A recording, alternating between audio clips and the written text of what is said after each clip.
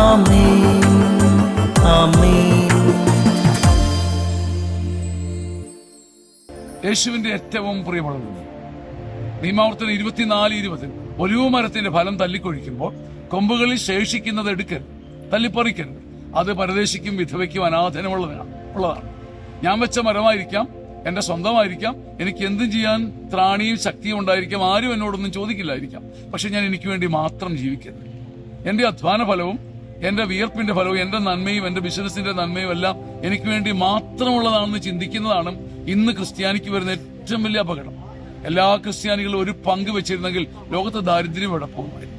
Olive മരത്തിന്റെ ഫലങ്ങൾ നീ തല്ലിക്കൊഴിക്കുമ്പോൾ, നീ വിയർത്ത, നീ നട്ട, നീ വളമിട്ട ഒലിവ് മരത്തിന്റെ കമ്പ് നീ തല്ലിക്കൊഴിക്കുമ്പോൾ നിനക്ക് എല്ലാം എടുത്തോണ്ട് പോവാം. ആരും നിന്നോട് ചോദിക്കാൻ പറ്റില്ല. പക്ഷെ അതിന്റെ കൊമ്പുകളിൽ ശേഷിക്കുന്ന പിന്നെയും കുലുക്കി പറിച്ചെടുത്തോണ്ട് പോകരുത്. എല്ലാത്തിന്റെയും പൂർണ്ണത നിനക്ക് വേണ്ടി മാത്രം ജീവിച്ച് നിന്റെ സമ്പത്തിന്റെ പൂർണ്ണത എല്ലാത്തിൽ നിന്ന് കിട്ടാവുന്നിടത്തോളം പരമാവധി എടുത്തോണ്ട് ഓടരുത്. അഗതിക്കും അനാഥനും വിധവയ്ക്കും വേണ്ടി നിന്റെ മനസ്സിന്റെ ഒരു പങ്ക് കൊടുക്കുമ്പം ദൈവത്തിന്റെ പങ്ക് നിന്റെ കൂടെ നിൽക്കും. ഈ വചനം നിങ്ങളെ ശക്തിപ്പെടുത്തിട്ട് പങ്കുവയ്ക്കാനും കൊടുക്കാനും കൈവിട്ട് സ്നേഹിക്കാനും നമ്മളെ ഒരുക്കട്ടെ. ആമേൻ ആമേൻ ആമേൻ.